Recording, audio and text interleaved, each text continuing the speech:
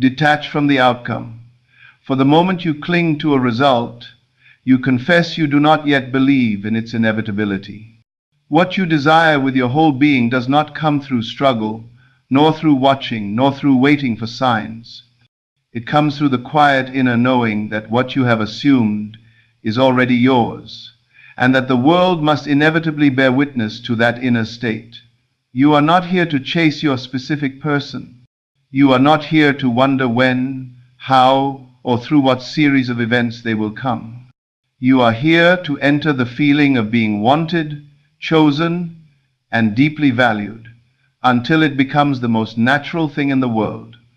When you do that, you reverse the roles. Instead of you manifesting them, they are drawn to the state you occupy. You become the magnetic center. You become the one they cannot stop thinking about. They start to feel the pull of your inner conviction. The outer world is nothing more than your inner world pushed out. When you hold someone tightly in your mind with fear, with need, with what if, you bind yourself to the very state of not having them. Desire turns into lack. Longing becomes delay. But the moment you let go of the how and the when, you declare, "It is done in me, therefore it must be done around me." And life rearranges itself with a precision you could never orchestrate by force. Detachment is not the absence of desire, it is the confidence that the desire is already fulfilled. It is the quiet inner acceptance that what you have felt as true must take form. It is letting the seed germinate without digging it up every day to check if it's growing. Your SP is not separate from your assumption. They do not have free will in relation to the state you occupy. They must conform to it, naturally and effortlessly, because consciousness is the only reality. When you imagine yourself chosen, loved, pursued, and prioritized, you are not imagining fantasy. You are giving life to a version of yourself that already exists in the unseen. As you dwell in that version consistently, your SP will feel it. They will think of you at unexpected moments. They will feel a tug they cannot explain. They will dream of you, miss you, crave your presence, because you have entered the state in which that is already true. Let go of the outcome, not because you don't care, but because you know. You know that desire is the promise of fulfillment. You know that you do not need to chase what is already yours. You know that the assumption once accepted persists until it hardens into fact. Your work is internal. Your responsibility is to dwell in the end. The end where you are loved, wanted, claimed, and undeniably chosen. Detach from the story of how things look today, for appearances are only shadows. Detach from waiting for their message, their call, their confession. Instead, move inward. Feel the truth of the relationship you desire. Feel its warmth, its certainty, its naturalness. And then let that feeling be enough. Let that be the state you fall asleep in, the state you return to throughout the day, the state you claim as your identity. The moment you do, you step into the version of reality where they are the ones manifesting, you, seeking you, prioritizing you, aligning with you, because your inner world has already declared it so. Detaching from the outcome is one of the most misunderstood yet most powerful principles in creation. Most people hear the word detach and immediately assume it means to stop caring, to stop wanting, or to give up on the desire altogether. But that is not what detachment means at all. Detachment has nothing to do with abandoning your desire, and everything to do with abandoning the fear, the tension, the doubt, and the obsessive watching that keep your desire from flowering into your reality. When you cling to the outcome, when you keep checking for signs, when your mind keeps asking, when will it happen? How will it happen? What if it doesn't happen? You are unknowingly strengthening the very state of not having the thing you want. You are energizing the lack. You are feeding the delay. The moment you observe yourself anxiously waiting for a result, you can be certain that your inner world has not yet accepted the desire as fulfilled. If you truly believed the desire was already yours, you wouldn't be checking your phone every few minutes. You wouldn't be analyzing every word your specific person says. You wouldn't be reading into delays or silence.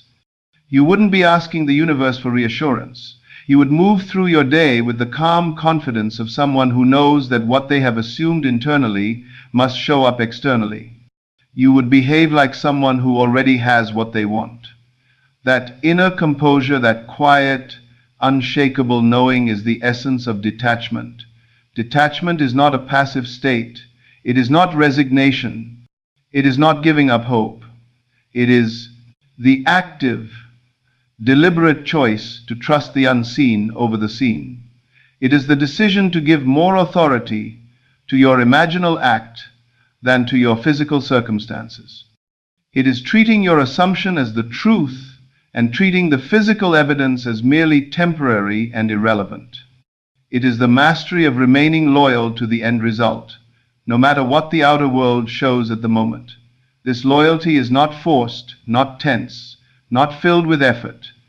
It is simply the natural posture of someone who has already received the inner confirmation. When you detach, you are saying with certainty, it is done, it is complete. I need not interfere. You release the desire from the grip of your fear. You stop attempting to manage the details. You stop trying to control the timing. You stop worrying about how the bridge of events will unfold. You stop imagining worst-case scenarios. You stop feeding doubts with attention.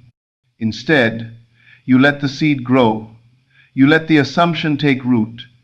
You let consciousness arrange everything in the simplest, most effortless way. You trust in the power that created the desire within you. You trust in the law that governs creation. You trust that once you have claimed the end, the route to it is not your concern. When you cling to the outcome, you say the opposite. You are telling yourself, I don't have it yet. I'm not sure if I'll get it. I need to watch for proof. I need to control this. I need to check if reality is cooperating. I need to monitor every movement of my SP. This obsessive watching is the greatest enemy of manifestation because it constantly reaffirms separation. It keeps you in the state of longing rather than the state of having. It subtly reinforces the belief that fulfillment is somewhere outside you, somewhere in the future, somewhere withheld, and consciousness responds to that assumption just as faithfully. It reproduces more waiting, more longing, more silence, more distance. Detachment, however, ends the struggle. It ends the internal war. It ends the contradiction between desire and doubt. It dissolves the tension that blocks the flow of creation.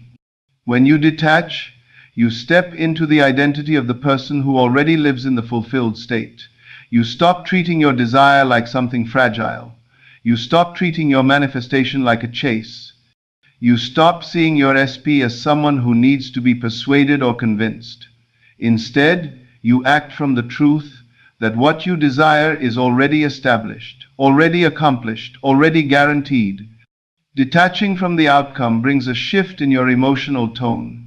You feel lighter, you feel more peaceful, you stop obsessing over every detail. You stop replaying past conversations. You stop fearing that one wrong thought, one wrong action, or one wrong moment can mess everything up. You rise out of the psychological state of lack and into the state of abundance. You feel chosen, wanted, loved, fulfilled, not because the physical world has shown anything yet, but because you have shown it to yourself within. And once you feel that way consistently, the outer world has no choice but to reflect your inner assurance. This shift also changes the way you perceive time. When you are attached, time feels slow, heavy, painful. Every day feels like waiting. Every hour feels like a delay. Every silent moment feels like rejection. But when you detach, time becomes irrelevant.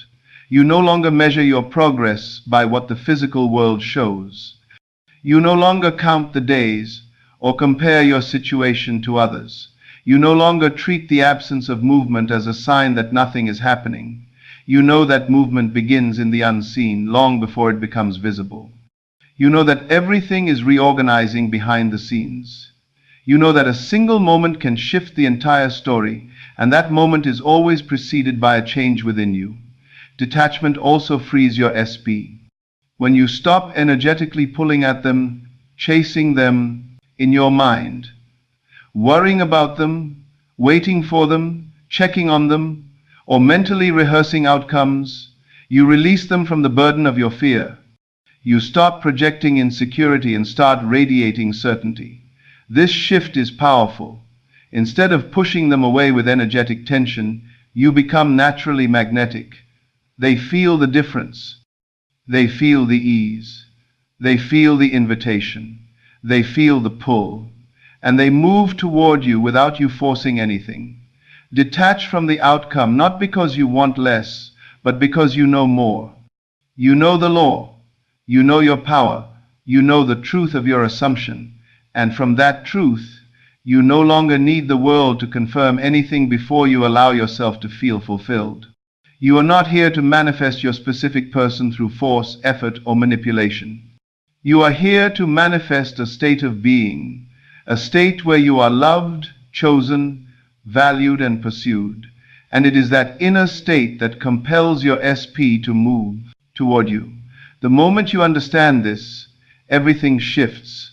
The pressure dissolves. The desperation fades. The dynamic reverses. Instead of trying to pull them toward you, you become the one they cannot help but gravitate to. This is the essence of creation. You assume the identity, and they conform to it. You hold the state, and they respond to it. You become the cause, and they become the effect. When you try to manifest your SP directly, you are operating from the belief that they are separate from you, that they have power over your desire, that they must change for you to feel fulfilled. But creation never works this way. The moment you attempt to change someone outside of you, you fall into the trap of thinking the outer world has control over your inner world. You begin reacting, overthinking, waiting, and worrying. You monitor their behavior, their communication, their silence. Every action they take becomes charged with meaning. And in that state of obsession, you forget the simple truth: they cannot behave independent of your assumption. They cannot express anything that contradicts who you have declared yourself to be within. When you shift into the state of being the chosen one, the loved one, the desired one, your SP feels it. They feel the shift in the unseen before they take action in the seen. They begin to think of you, dream of you, remember you, desire you, not because you are forcing them to, but because your inner state has made that version of reality the only version they can interact with. They are drawn into your atmosphere, pulled by the energy of certainty you now occupy. This is why the inner work is everything. Your SP is not responding to your words or your actions. They are responding to your inner conception of yourself. When you embody the feeling of being loved, you are no longer a seeker. You become the one who is sought. You no longer try to impress them, convince them, or chase them. You sit naturally in the identity of someone who is adored, and that identity is irresistible. People always respond to the state you dwell in, whether consciously or not. If you hold the state of not being enough, your SP mirrors that. If you hold the state of being second best, they respond accordingly. But the moment you step into the identity of the one who is cherished, your SP begins to treat you as such, because their behavior must reflect your assumption. This internal shift happens quietly but powerfully. You no longer ask, "When will they choose me?" You live as the one who is chosen. You no longer wonder, "Do they love me?" You embody the state of being loved. You no longer fear, "What if they move on?" Because you know the version of them you hold within cannot move in any direction other than toward you. You no longer wait for their message anxiously. Instead, you feel the natural certainty that they are thinking of you, wanting you, and aligning with you. This shift in consciousness is the most attractive energy in the world, because it is free of fear, free of lack, free of doubt. And people are always drawn to ease, confidence, and self-assuredness. You do not manifest your SP, you manifest yourself. You manifest the version of yourself who is already in the relationship, already secure, already valued, and the moment you stabilize in that identity, your SP rises to meet it. Their behavior changes effortlessly because consciousness is the only reality. The world cannot show you a reflection that contradicts the state you occupy. When you dwell in the end, your SP must meet you there. Think of it like becoming a lighthouse. A lighthouse does not chase ships. It does not swim into the ocean demanding to be seen. It simply stands in its illumination, and the ships naturally navigate toward its light. Your state is that light. Your assurance is that illumination. Your self-concept is the signal that directs your SP back to you. When you hold the inner conviction that you are the one, you no longer need to pull them closer. They feel compelled to come on their own. This is why trying to manifest a person directly often creates resistance. You are trying to change the shadow instead of the source. The shadow can only move when the object casting it moves. Your SP's actions are the shadow. Your inner state is the source. When the source shifts, the shadow must follow. It has no choice. But when you ignore the source and chase the shadow, you prolong the separation. You reinforce the identity of someone who is trying rather than someone who already is. Becoming the version of yourself who is adored shifts every interaction instantly. Even if nothing outwardly changes at first, you feel different. You walk differently. You think differently. You no longer question your worth. You no longer fear losing them. You no longer rehearse worst-case scenarios. You no longer approach love from insecurity. You live from certainty.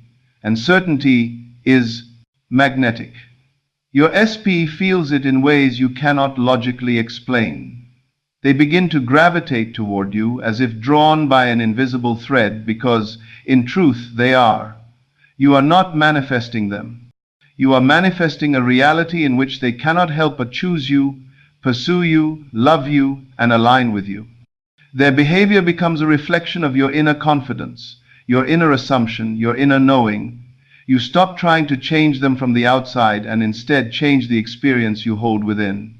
That inner experience becomes the new law of your reality, and once the inner law is set, the outer world must obey. When you hold the state of being the one they want, they manifest you. They are the ones who feel compelled to reach out, to express vulnerability, to bridge the gap. You step out of the role of seeker and into the role of the sought after. This is the dynamic that was always meant to be. Creation begins within you, and your SP simply arrives in the version of themselves that matches the version of you that you have assumed. This is not imagination in the sense of pretending or hoping. This is imagination as the creative power of consciousness, the power that shapes reality, relationships, and human behavior. Once you accept this, you stop asking how to manifest them and start asking how to embody the version of yourself that they cannot resist. Because once you become that version internally, the version of them who wants you irresistibly must appear. The outer world is always a mirror of the inner world, and until this truth becomes natural to you, you will continue to look for solutions in the wrong place. Most people spend their energy trying to change the reflection rather than the source. They adjust their behavior, their appearance, their words, their strategy.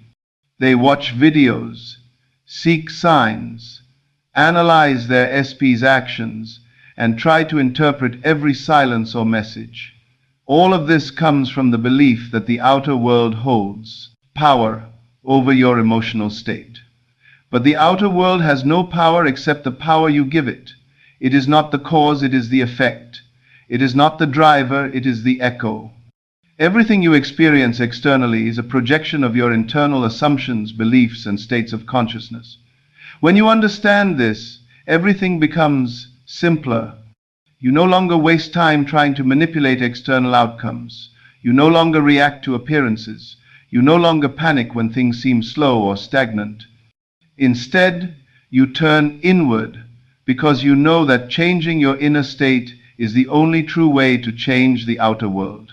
If your SP is distant, cold, inconsistent, or non-responsive, it is not because they are choosing to operate independently of you. It is because you are entertaining an inner story in which they behave that way. Their actions reflect your assumptions, not the other way around. This is not blame, it is empowerment. Because if your assumption created the distance, then your new assumption can dissolve it. Your outer world does not respond to your words or actions, it responds to your state. You can speak confidently but feel insecure within, and the world will respond to the insecurity. You can act detached